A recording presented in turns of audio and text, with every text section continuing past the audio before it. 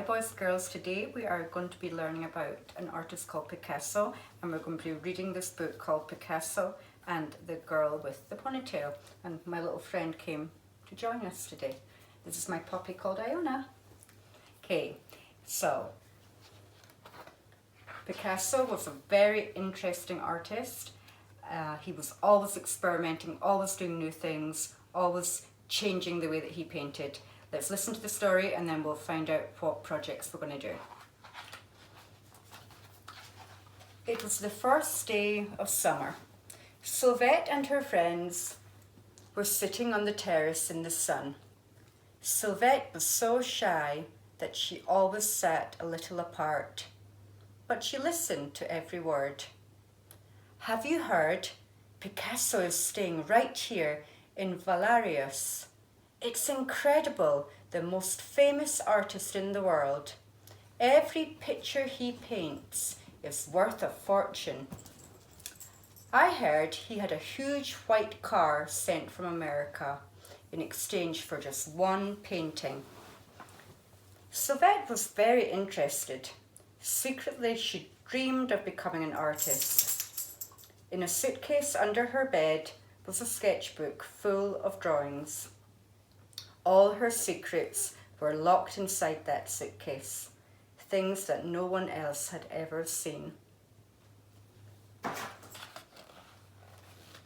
Suddenly, Sylvette noticed something absolutely amazing. Right in front of her eyes, a beautiful picture had appeared above the terrace wall. Look, look, shouted her friends. It's Sylvette. Only Sylvette has a ponytail like that. Sylvette hid her face in her hands. She heard a roar of laughter from behind the wall. They all ran to look. They saw a man holding the picture above his head. He was short but very muscular. He wore a striped shirt, shorts, and a pair of bedroom slippers. It was Picasso. I saw you all from my studio, he laughed, and I made a sketch. Come on, why don't you come visit me? Sylvette was last inside the door, her heart beating like a drum. The studio was a treasure house, as if the artist had never thrown away a single thing. Every surface was piled with bits and pieces, tins of paint, scraps of wood, strange sculptures, children's toys, broken pots, a cowboy hat, flowers, painted plates, a boomerang, fish bones, a clown's mask, a bird cage, guitars, a bullfighter's sword, and more than anything else, Sylvette saw paintings, hundreds and hundreds of them, each one signed with a single word, Picasso. Picasso was still laughing. He was 73 years old, but he acted like a young boy. Now then, he shouted, I will draw one person. Who will it be? One of Sylvette's friends stepped forward quickly. She was very beautiful. You can draw me, Mr. Picasso, she said. I will sit for you. Picasso looked at her quite fiercely. No, he said. You saw my picture outside. I have chosen the girl with the ponytail. Sylvette felt a little bit sick. She wanted to run straight out of the door. But Picasso was very kind. It's all right, he said gently. You can trust me. Come and sit down. Sylvette is too shy, teased her friends, and too dreamy as well. That's good, laughed the artist. Then we will get along, because Picasso is a dreamer too. Come back another time, he called to Sylvette's friends.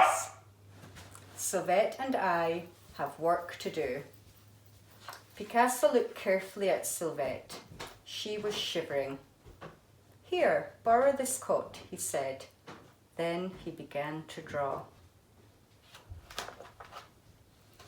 The first drawing was slow and careful, a delicate pencil study.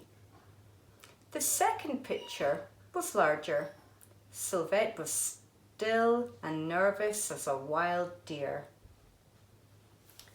Then Picasso began to work faster and faster. The pictures grew larger and more strange. Picasso was enjoying himself. At the end of the day, Sylvette ran home. She took out her sketchbook, but her head was spinning and none of her drawings came out right. The next morning, Sylvette returned nervously to the studio. Perhaps Picasso had forgotten about her, but he opened the door and grinned at her like a schoolboy. Little by little, the paintings became more daring and more extraordinary. Little by little, Sylvette became less shy. Picasso seemed to change every moment, just like his pictures. He was as proud as a king. He painted like a magician, and yet he liked to dress up and play games. Sometimes he put on funny hats or masks to make Sylvette laugh. He told her about the animals he had owned: dogs, a goat who was allowed to sleep indoors, and a bad-tempered monkey. Once he had even kept an owl. Of course, Picasso had painted them all. All through the summer, Picasso created pictures of Sylvette and sculptures in cardboard and metal.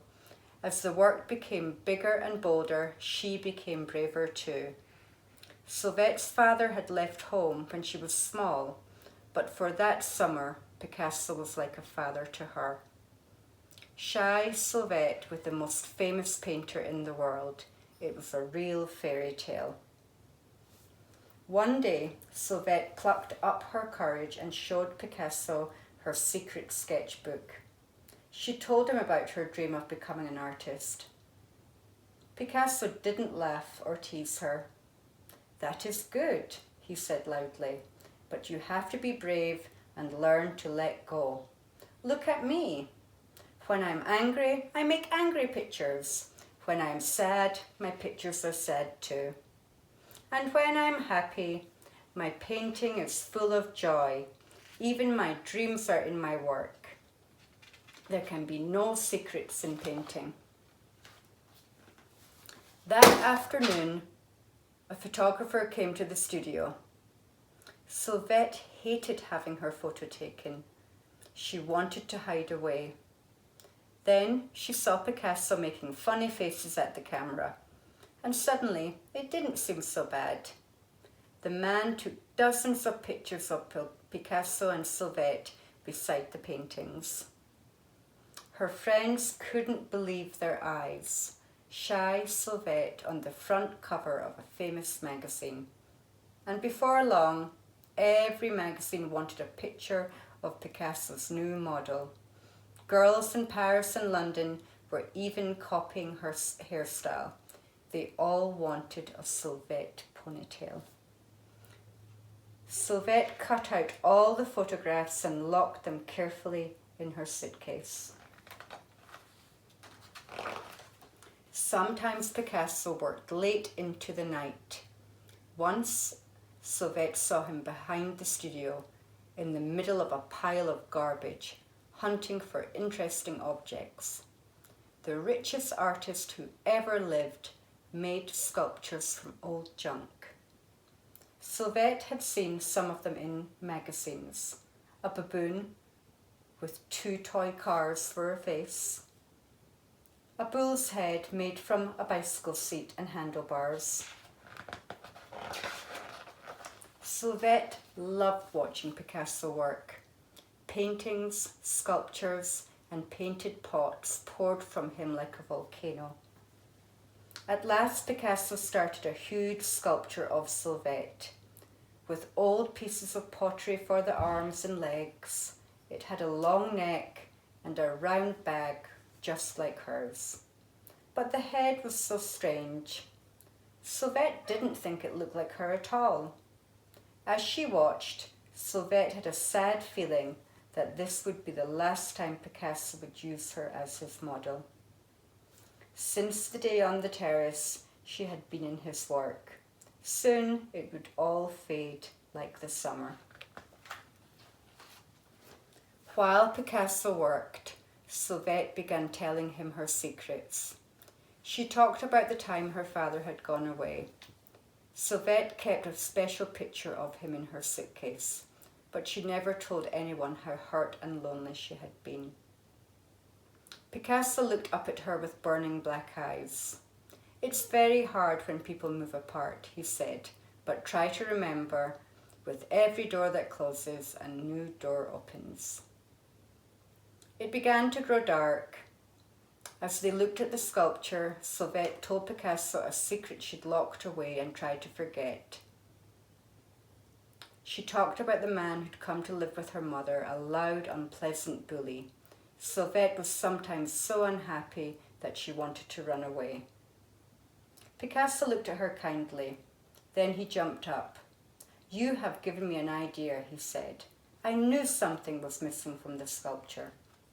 Sylvette must hold something in her hand. Picasso began searching through bits and pieces on a table. He tipped out a drawer onto the floor. At last he found what he wanted. "In her hand," Picasso announced, "Sylvette holds a key." He pushed a big iron key into the hand of the sculpture. Sylvette looked puzzled. She has a key because she has so many secrets locked away. Picasso fixed the key in place with some plaster. But she also has a key, listen, Sylvette, to open new doors. Then Picasso reached out his hand, white with plaster, and gently touched Sylvette's face. "Look, it is finished. The girl with a key. Now, Sylvette, I would like to give you a present. You may choose any picture you like. Perhaps it will help to open some doors for you." When Sylvette stepped out of Picasso's studio for the last time, she was carrying that very first picture. She held it carefully because the paint on the signature was not quite dry. For Sylvette, from Picasso, a beautiful picture of the girl with a ponytail. After that summer, Sylvette began to paint as bravely as Picasso had taught her. Gradually, she became a well-known artist herself.